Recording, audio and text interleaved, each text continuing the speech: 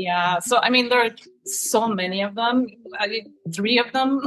That's a very fair question, Naveen. But if I were to give you three, I think Adaptability plays a role in sustaining success across various continents and industries. you're doing with your podcast series and interviewing us all, around the world. So, folks, you have tuned into TGV and hearty welcome to the Guiding Voice podcast series, the world's only quadrilingual podcast at this moment of recording. And we are trying to embark into multiple languages as we speak. And here we embark on transformative conversations for a better future.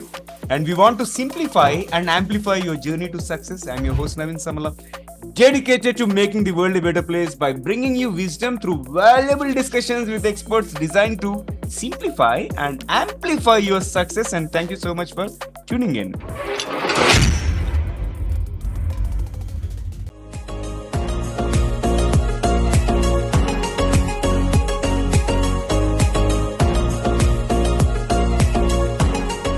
So, folks, we are joined by Marisha Wojciechowska.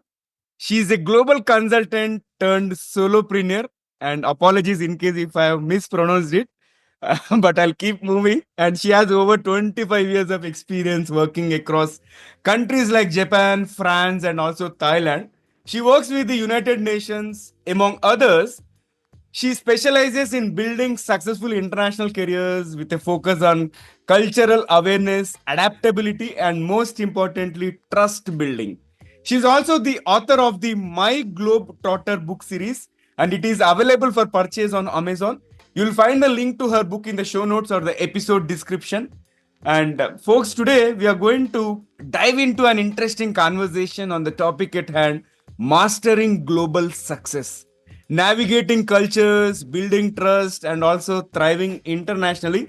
But before we get into the topic, here is an exciting twist. As always, let us tickle our guest's brain. So, Marisha, get ready for a rapid fire round of random words. I'll mention a few, and I would love to hear the first thing that comes to your mind in response without thinking much. If you're ready, let's get started. Oh, Naveen, thank you. All right. So, first word is curiosity. Globetrotting. Invention. Invention, redox signaling technology for cellular health. Wow. Future. Yeah. Future, I would love to write a book on India. Oh, wow. I would look forward to it. And then universe. Frequency. Leadership. Vision and empowerment. Success. Perseverance. Adaptability. That's key. A key skill. Resilience. Resilience. Your secret weapon. Okay. And then trust. Trust. One of your biggest assets. And last one, this must be your favorite. Networking. Networking, yeah. The power. Amazing. I love all your responses and thank you so much for participating in the first rapid fire round. And when I say first, there is one more rapid fire round toward the end of the episode, so stay tuned. And Marisha, hearty welcome to the Guiding Voice podcast series. How are you doing today? I am doing great, Naveen. It's such an honor to be here. I was really looking forward to our chat. Same here, and thank you so much once again for being part of our journey in shaping the careers and lives of millions across the globe. And with that, let's get the ball rolling. And I was going through your profile, and you have had an illustrious international career spanning over 25 years, right? And can you share your journey from a global consultant to a solo entrepreneur? Yeah, you don't make me sound very young. Thank you. When did you say it like that? It's like, oh my gosh. So I started off as a consultant in water security, working in sustainable development. I have 2 master's degrees, one in environmental science and one in international development. And so my dream had always been and a big passion for water and water security, water environmental resource issues. So that was always a big passion of mine. And I was lucky enough to be able to build a career on that subject. I've authored reports for the United Nations on water, and other organizations too, the Asian Development Bank and various international clients. So I've been really, really fortunate in that regard. And then my global work inspired me to pursue various other projects and with the aim of having more impact. And so I went on and wrote books. They're kids' books. I have a series called Book and a series called My Body Trotter Book. And so I transitioned into solo entrepreneurship, much unbeknownst to me as to what was ahead of me in that journey.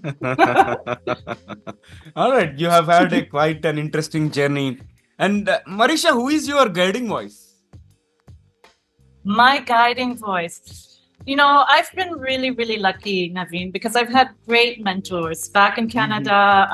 I had people who really believed in me, and that belief, especially when you're young, that belief fueled me because I didn't believe in myself, right? And so really, really key in developing and pushing me out of my comfort zone and feeling, that their belief was I was riding on their beliefs at first. So I had mentors back in Canada. And then when I came to Asia, I've been living in and out of Asia since, for almost 20 years.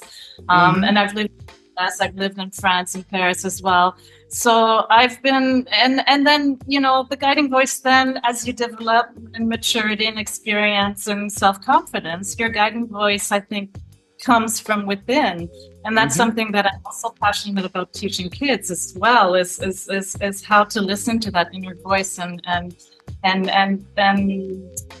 grow through wisdom and experience and trust that inner voice. Okay. So as we mature and as we start getting more aware of things, right, I think our inner voice will become more powerful. And in fact, my inner voice has also been a great guide for me. And now let's move to the next one. Talk to us about your success mantra, as in what are the top 3 things that have contributed to your success so far? Yeah, so I mean, there are so many of them. 3 of them. That's a very fair question, Naveen. But if I were to give you 3, I think one of them certainly would be adaptability. Adaptability, resilience, just being able to take on the challenges or the opportunities that come and say yes. Just say yes, take it and run with it. You'll figure it out along the way. The number of times where I'm like, oh my gosh, okay, I'm just going to say yes, and I'm going to figure it out. So adaptability and resilience, especially, moving around in different countries, having various clients, and so just say yes. Cultural sensitivity, I think, would be another one. It's been, pivotal to my career and my life to be able to understand and respect cultural nuances and to build trust across and build bridges and connections. And then the last one, I think, would be curiosity. Just constantly wanting to learn and to explore new perspectives and to grow personally and professionally. Amazing. And see, you have lived in multiple countries, and I would like to understand what strategies help you navigate these business environments across Japan, France, and also Thailand, because one of the aspects that you mentioned is about cultural sensitivity has been pivotal, right? So talk to us about it. Yeah. So, So as I mentioned, I've lived in Japan and France and Canada and the US, and Thailand. So I think one of the first things is that has been really important is to listen first, listen and research ahead of time, some of the cultural customs and norms.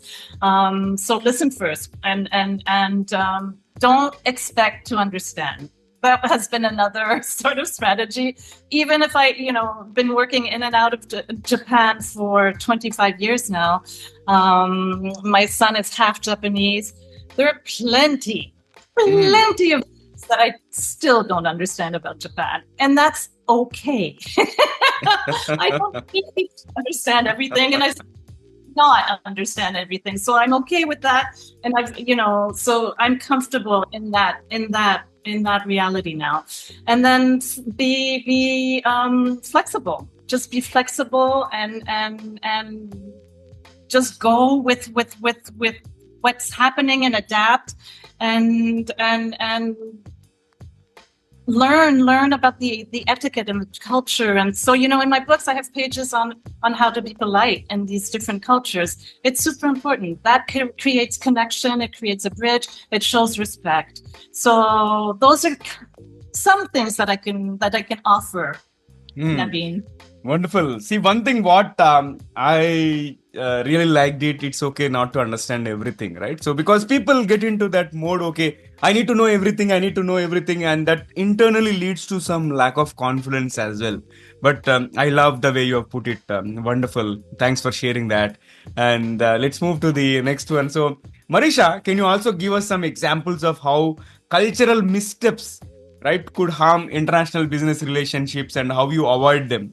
Because you have been sensitive to culture, but did you come across any situation, okay, wherein you felt, okay, no, this is not how I should handle? Did you face any initial challenges before you became so sensitive? Yeah, I mean, there's so many of them. It depends really on the culture. Here again, it's preparation. Don't waltz into a new culture just thinking that you'll learn it on the fly. Prepare yourself. Be respectful of that culture when you show up and have some sort of preparation. Even just as simple things like learn the basic greetings, how to say hello, and how, for instance, in Japan, it's good, Ohayo gozaimasu in the morning or konnichiwa, and you bow. You don't touch people. You don't cross your legs. It's considered informal. And I've actually when I did my first master's degree, I did my internship in India, actually in New Delhi. So that is also. I mean, talk about a cultural experience. That was something else, right? Yeah, true. And when you learn a little bit about the culture ahead of time, it creates it shows respect, and therefore it creates connection, and it creates a bridge, which is what you need, right? When you're working in business, you need to create those relationships, and those relationships are fundamental. You have to be patient, especially in Asian cultures. You have to build that trust. It doesn't happen overnight like this. Unlike in our Western cultures, the things proceed very differently. So it's really important to show that respect and in order to establish the connection and build the relationship. Yeah. Great. I think, certain times, for example, when I was initially getting exposed to this global culture, normally in India, if you come across any kids, right, we tend to touch them, right, in terms of, okay, try to pamper them. But in other cultures, they don't allow kids to be touched and we need to take permission, right? So likewise, there are certain things and which people might feel offensive as well. I think, you mentioned about in Japan, can't touch people and also don't cross your legs. I think these are certain things if we can be cautious, then it will help in terms of establishing the right impression, especially when it comes to business relationships. Wonderful. All right. So now let's, I think. Just to bounce off what you're saying, Naveen, for instance, in Thailand, you can touch the top of the head of children. It's considered sacred where the spirit resides. And so it's considered very, very rude and impolite to touch, to pat a child on the Yeah. So, yeah. And on the other hand, there are fun things like in Japan, you can slurp your soup, right? Your noodles. All right. Great. All right. So, please continue. Cultural norm from what we're used to. So you can play on both sides of this. Right. No, wonderful. This is great. And you mentioned about adaptability is the key, right? In terms of sustaining success. And please double click on that in terms of how adaptability plays a role in sustaining success across various continents and industries. Any examples you want to share where you were able to quickly adapt to a particular situation or quickly adapt a particular cultural practice or anything? So I've been really, really fortunate in that I've had a lot of very interesting, call them this experiences. I was in New York City. I was living in New York City at the time of 9/11 when the Twin Tower incident happened. And then I was living in Japan when the earthquake in Fukushima and these horrific moments happened.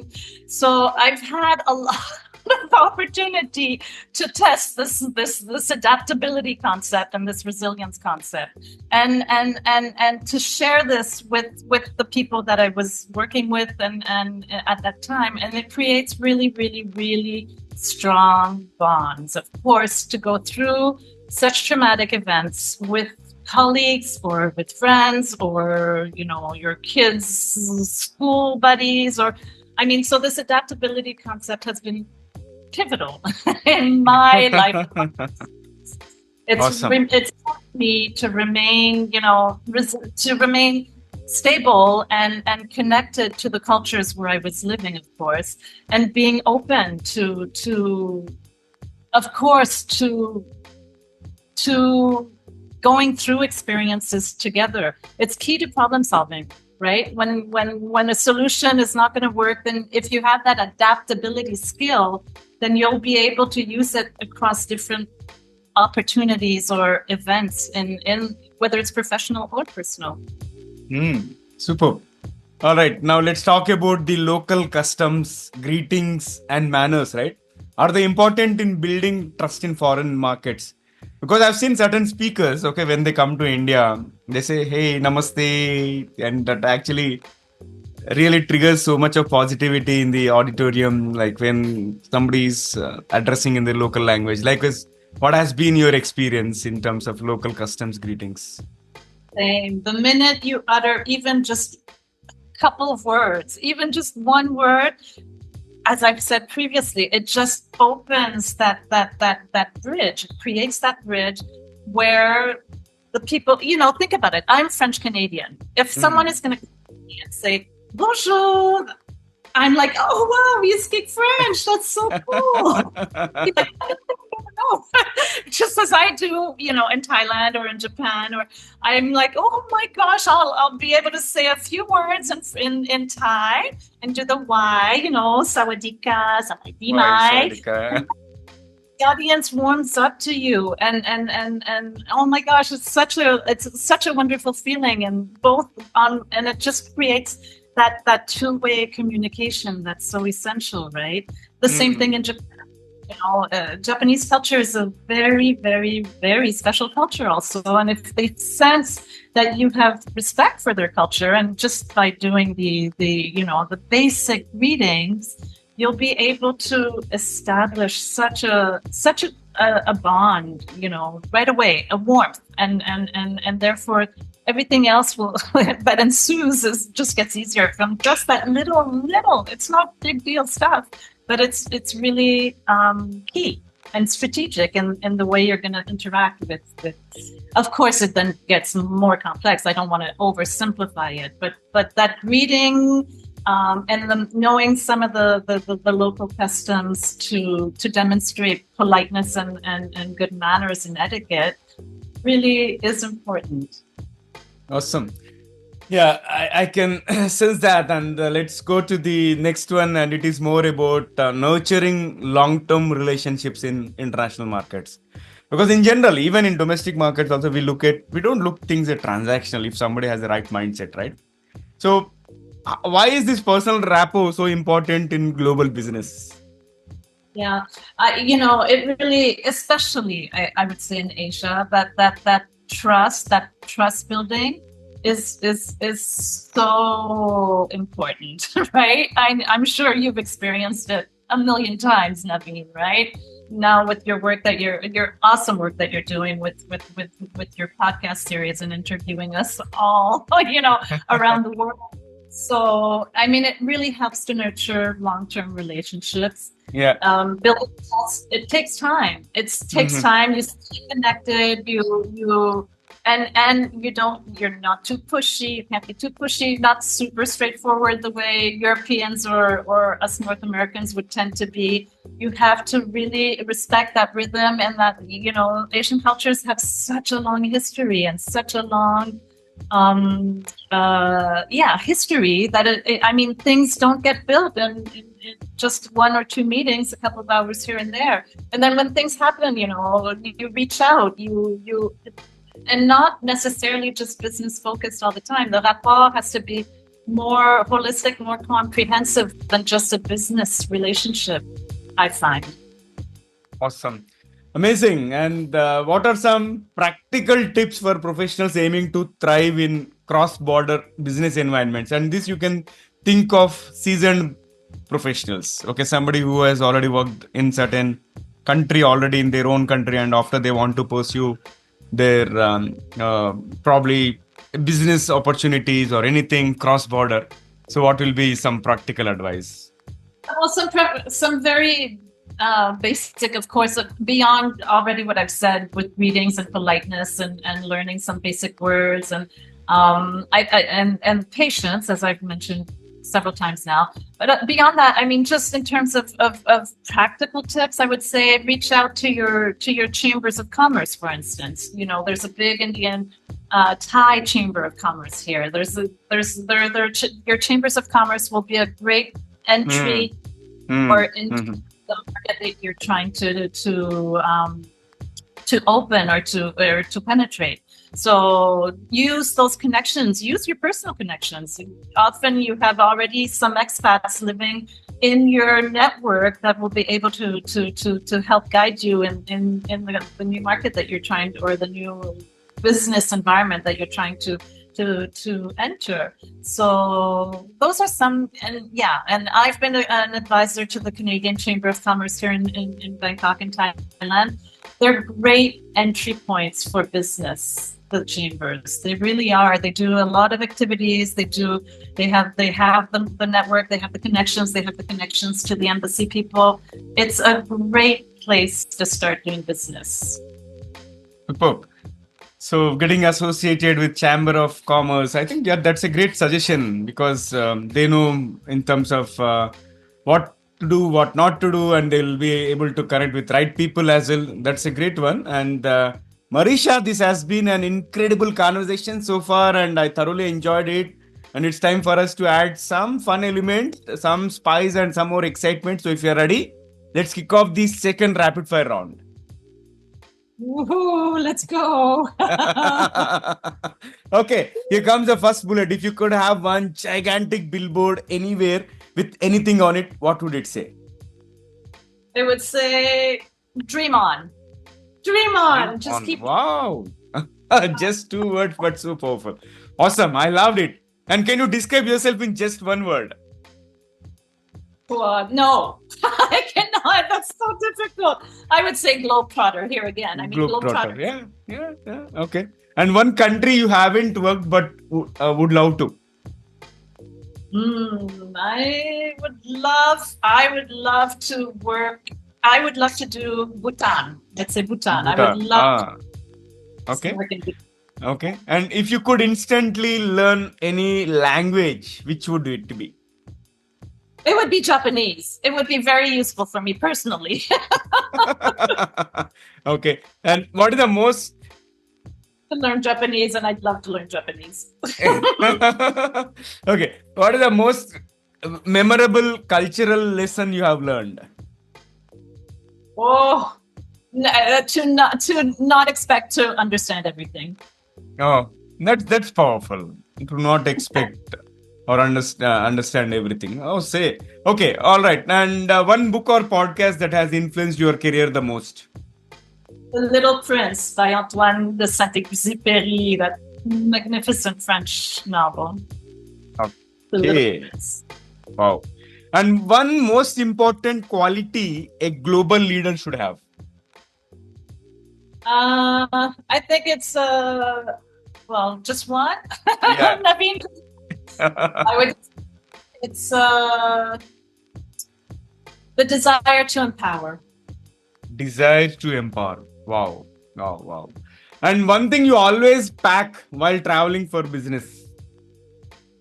My redox signaling molecules, that incredible cellular health technology. I think we have to talk about it in the next podcast. All right. And here comes the last one for the second rapid fire. Here comes the last one for the second rapid fire. What is one electronic gadget or a fantasy gadget that you'd like to see or invent yourself? What is it? The beam me up Scotty thing that makes you travel like this at the blink of an eye. Would love it.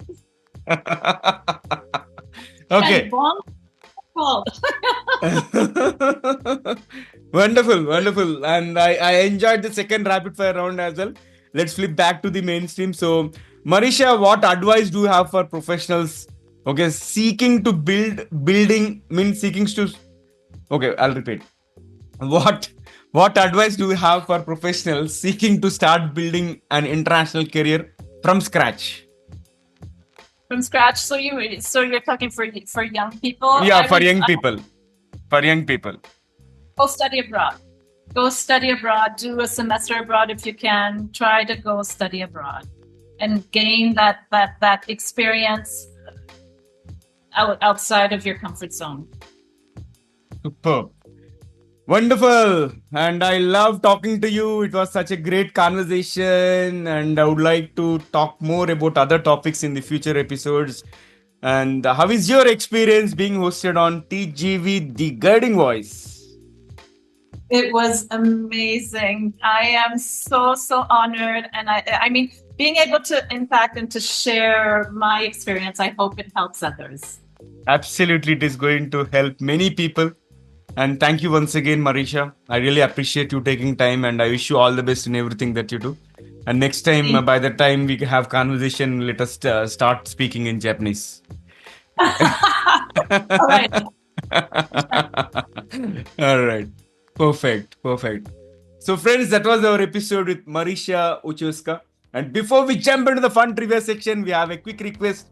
If you have enjoyed the conversation and found it useful, please share with at least 3 of your friends or colleagues who would also like TGV. So spread the knowledge and help others grow just like you have been growing. Now it's time for us to cruise into the trivia segment. Having had amazing conversation with Globetrotter Marisha, I thought I would present you 2 lesser known and interesting facts about countries with the highest number of expats. I think you're curious about it, right? So let me talk about the first country. It is United Arab Emirates. You know, the expat majority population, nearly 90% of UAE's population consists of expats, making it one of the few countries where citizens are a minority in their own country. However, there is no permanent residency. Despite the high number of expatriates, the United Arab Emirates does not offer permanent residency or a path to citizenship for most expats, making it a transient home for many. And second one is, any guesses? United States. Silicon Valley and the expats. About 57% of the tech workers in Silicon Valley are foreign born, highlighting the US as a major hub for international professionals, particularly in technology. And you know, the remittances part is interesting as well. Expats living in the United States sent over $148 billion in remittances annually to their home countries, making it one of the top remittance sending countries in the world.